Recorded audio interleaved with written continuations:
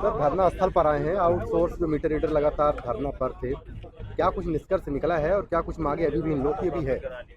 ये हमारे कुछ साथी पहले के अपने जो है निष्कासित के लिए जो है दोबारा रीज्वाइनिंग के लिए यहाँ धरना स्थल पे 3 दिन से बैठे थे, जिसमें हमारे मुख्य अभियंता महोदय ने एक 3 सदस्यीय कमेटी गठित की है 13 तारीख को, और 15 दिन का समय इस कमेटी को दिया है कि ये ग्रास रूट लेवल पे जांच करके अपनी जांच का जो है प्रतिफल देंगे, और उसी के आधार पे हमारे जो बाकी के भाई निष्कासित किए गए इनके बारे में निर्णय लिया जा सकेगा। तो तीसरे दिन जिस तरीके से धरना स्थल पर आपका भी आगमन हुआ और आते ही अधिकारियों के कानून में जो भी रहेगा, क्या कुछ निष्कर्ष निकला है जिसके बाद में धरना खत्म कर दिया? आदेश करेंगे सर। देखिए, सबसे बड़े धन्यवाद के पात्र हमारे भाई हैं कि जो जाग तो रहे अपने अधिकार हक के लिए, और ये बैठे थे यहाँ।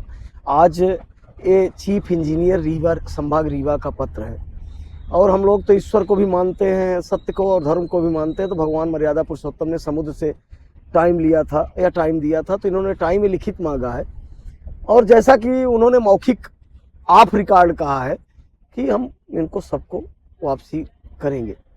भविष्य में इस तरह की घटना ना हो, उसके लिए हम सबको आपके माध्यम से, जो ऐसे युवा हैं, सब कुछ आउटसोर्स पे जा रहा है, सब ठेकेदारी पे जा रहा है। जागो, नहीं आज ये जो लड़के इनके साथ हुआ है कल आपके साथ होगा। 15 दिन सी साहब का और 16वां दिन हम सभी युवाओं का।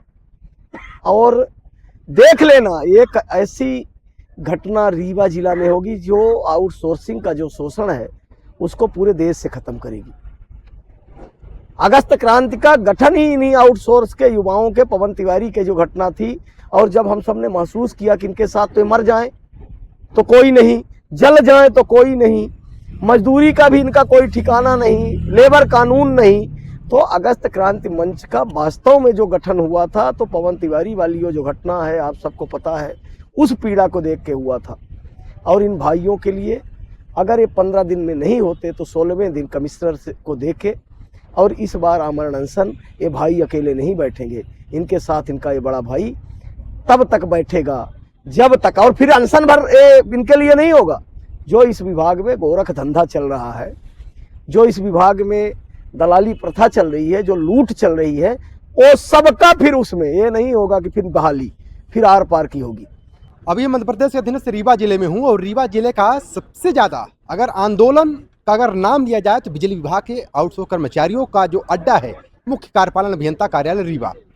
अब ये गनीमत रही, लगभग आपने 3 दिन पहले आपने तस्वीर देखी थी, तस्वीर हर जगह देखने को मिली, मध्य प्रदेश टीवी में मिली, किस तरीके से मीटर रीडर कितने वर्षों से कार्य कर रहे हैं और किस तरीके से निकाला गया, वो पूरी तस्वीर आपको डिस्क्रिप्शन में दे देंगे।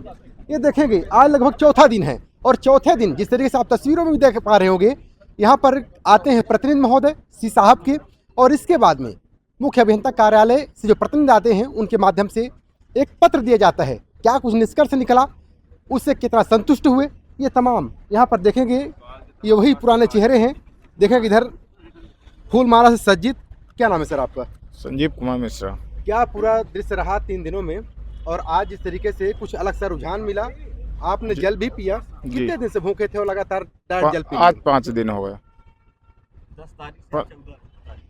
5 दिन में आप जल पी लिया डायरेक्ट? जी। कौन पिलाया जल? अनुशासन वहाँ के अंदर से अधिकारी जो है, अधिकारी अंदर से आए थे। पहचानते हैं आप उनको? हाँ पहचानते, वो हमारे उनका ओपेन सर। तो खाली जल पिलाए हैं, कुछ गुड़ पानी था उसमें? नहीं, लड्डू मंगवाए हैं, खाली जल यहाँ बाद। अब क्या नाम है? गौरव तिवारी नाम सर। क्या निष्कर्ष निकला, कितनी खुशी है इस परिणाम के बाद? अब सर 15 दिन का आश्वासन दिए हैं, 5 दिन भूखे प्यासे पड़े रहे हम लोग, मच्छर खवाते रहे बढ़िया, और अब जाके 15 दिन के लिए मोहलत मांगे हैं कि हम जांच कमेटी बैठाए हुए हैं। इसके बाद हम इसमें जो निष्कर्ष निकलेगा तो हम सबको बहाल करेंगे। ये 15 दिन का जो आश्वासन था, ये पहले भी दिए थे कि आज पहली बार दे रहे हैं?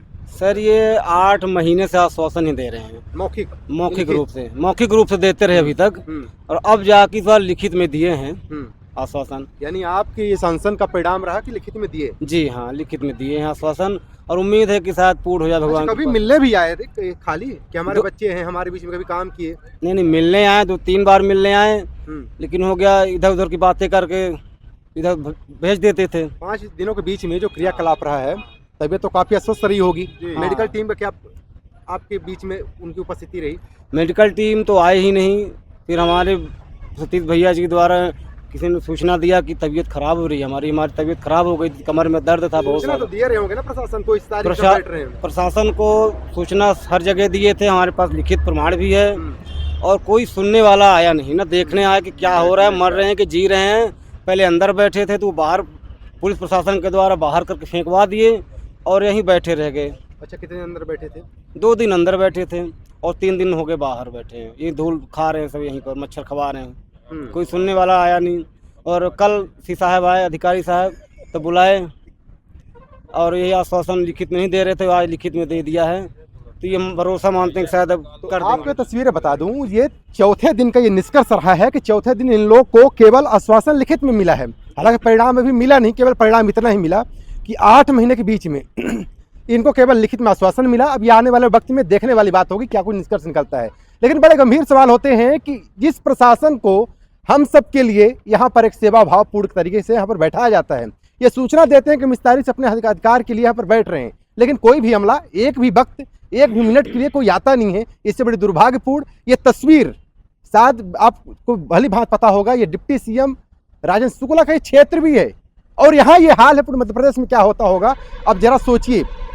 ये वही लड़के हैं जो हर घर में आप कितना बिजली उपयोग करते हैं उसका ये निर्धारित करते हैं कितना पैसा आएगा, और जहां मीटर ही लगे हैं वहां के इन लोगों से जबरन मीटर रीडिंग कराया गया अपने कुर्सी के बचाव के लिए, और उसका परिणाम ये फलस्वरूप ये हुआ कि इनको ब्लैक लिस्टेड कर दिया गया। ये शायद एक बिजली विभाग में कहीं भी किसी भी पद में ये कार्य ही नहीं कर सकते हैं। इस तरीके से इनको बर्बाद किया गया केवल अधिकारियों की बात सुनने की वजह से। बाकी लास्ट में जाते जाते आप भी लगातार